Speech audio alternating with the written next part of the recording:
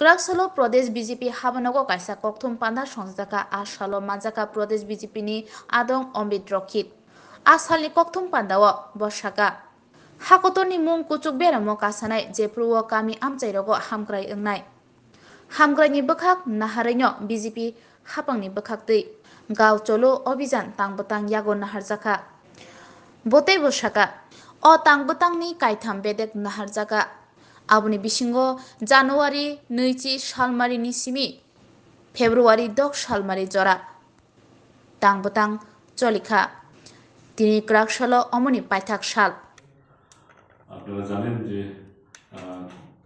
লোকসভা নির্বাচন আসন্ন আর সারা বছরই ভারতীয় জনতা পার্টি সারা দেশে এবং প্রত্যেকটা রাজ্যে আমরা নির্বাচন ছাড়াও আমরা সারা বছর মানুষের সঙ্গে থাকি সংগঠনের কাজ নিয়ে আমরা প্রত্যেকটা বিধানসভা না শুধু প্রত্যেকটা ছোট ইউনিট একটা বিধানসভার বুথ সেই বুথ স্তর পর্যন্ত আমরা সারা বছর কাজ করতে থাকি মানুষের পাশে থাকি একটা বিশেষ কর্মসূচি যা সারা ভারতবর্ষে সম্পূর্ণ হতে চলছে সেই কর্মসূচি নিয়েই আপনাদের সামনে আজকে আমরা সাংবাদিক সম্মেলনে বসেছি আপনারা জানেন যে ভারত তখনই বিকশিত হবে যখন ভারতের গ্রামগুলো বিকশিত হবে আর আপনারা এও জানেন যে ভারতবর্ষের 70% লোক গ্রামে বাস করে তাই আমাদের প্রথম লক্ষ্য থাকে যে গ্রামীণ জীবনের সঙ্গে যেন সংগঠন হিসেবে আমরা ওতপ্রোতভাবে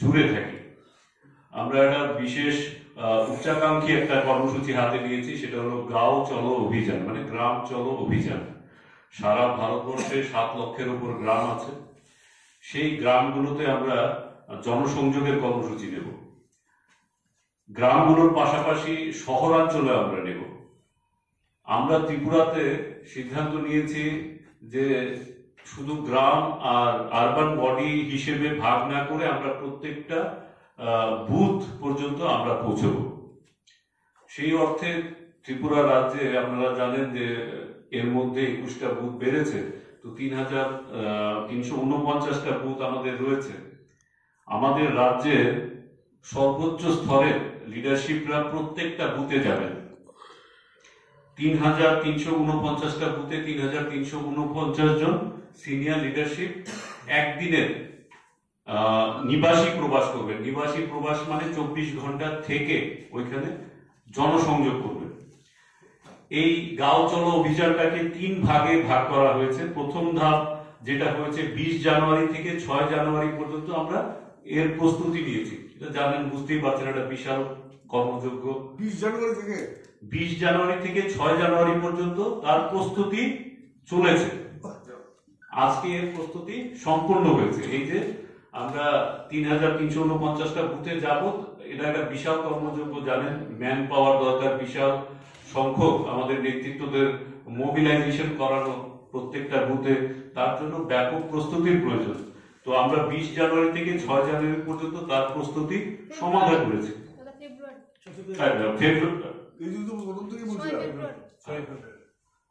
ফেব্রুয়ারি পর্যন্ত 6 ফেব্রুয়ারি পর্যন্ত তার প্রস্তুতি চলেছে তো আজকে 6 ফেব্রুয়ারি প্রস্তুতি সম্পূর্ণ হয়েছে আমাদের এরপর দ্বিতীয় ধাপ হলো কালকে মানে 7 তারিখ থেকে আমাদের নিবাসী প্রবাস শুরু হবে 7 থেকে 11 এই কদিন ধরা হয়েছে এই নিবাসী প্রবাসের জন্য তো আমরা একদিনের করব কিন্তু ধাপে ধাপে হয়তো 7টা যদি একসঙ্গে সম্পূর্ণ করা না যায় আমরা একের থেকে অধিক দিন নিতে পারি কিন্তু 11 তারিখ পর্যন্ত ধার্য করা হয়েছে এই প্রবাস শেষ করার এই প্রবাস শেষ হবে 11 তারিখ তারপর তৃতীয় ধাপ আমরা সমীক্ষা বৈঠক করব 14 ফেব্রুয়ারি এই সারা ত্রিপুরা রাজ্যের প্রত্যেকটা বুথে আমাদের দলীয় নেতৃত্বরা যাবেন ওইখানে প্রত্যক্ষ ভাবে যেই স্থিতিগুলো রয়েছে সাংগঠনিক দৃষ্টিতে এবং সামাজিক দৃষ্টিতে এবং সরকারি ব্যবস্থাপনার দৃষ্টিতে এক একটা বুথ কি স্থিতিতে রয়েছে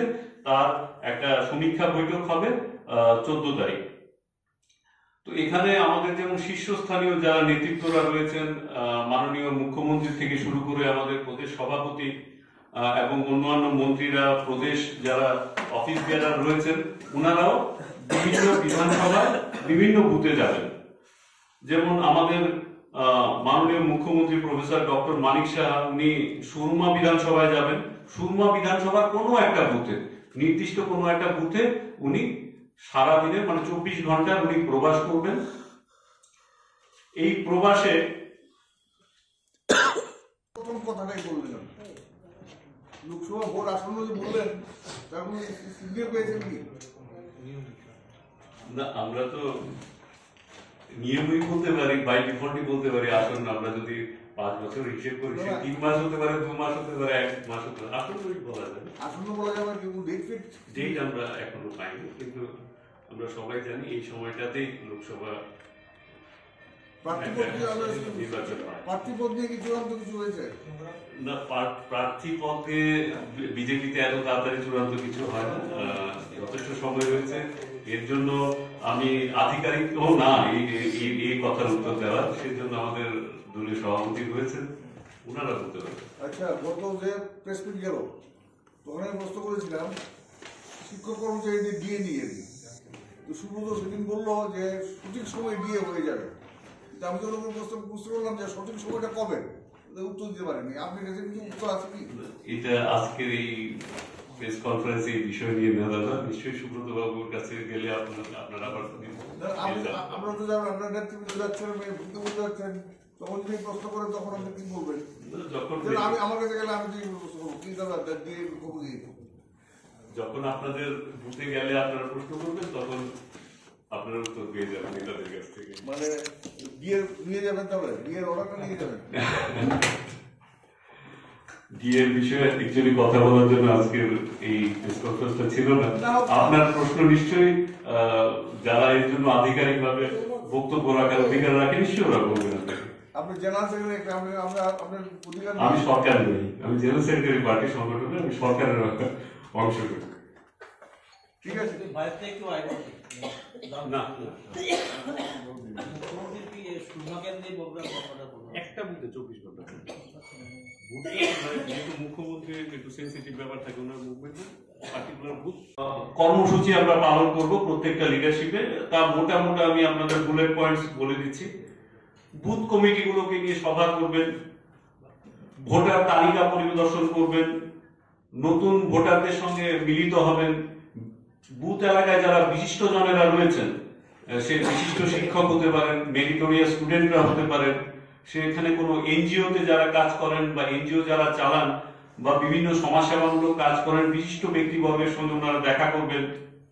আপনারা জানেন কিছুদিন আগে বিকশিত ভারত সংকল্প যাত্রা হয়েছে, তার অন্তর্গত সারা রাজ্যে অনেক বেনিফিশিয়ারি নতুনভাবে রেজিস্ট্রিকৃত হয়েছেন। তো সেই বুথ এলাকায় যারা যারা থাকবেন ওদের সঙ্গে দেখা করবেন, যারা বেনিফিশিয়ারি আছেন এবং এই বিকশিত ভারতের অন্তর্গত যারা অন্তর্ভুক্ত হয়েছেন এদের সঙ্গে যোগাযোগ করবেন, ওদের সঙ্গে ছবি তুলবেন, ওদের বিকশিত ভারতের এম্বাসেডর রূপে আমরা নামকরণ করেছি ওদের, যারা এইবার যারা এই কর্মসূচির অন্তর্গত যারা নথিভুক্ত হয়েছেন এদের সঙ্গে ছবি তোলা, ওদের সঙ্গে কথা বলা। যারা বিরোধী দলের এক সময় হয়তো জনপ্রতিনিধি ছিলেন ওদের সঙ্গে যোগাযোগ স্থাপন করা।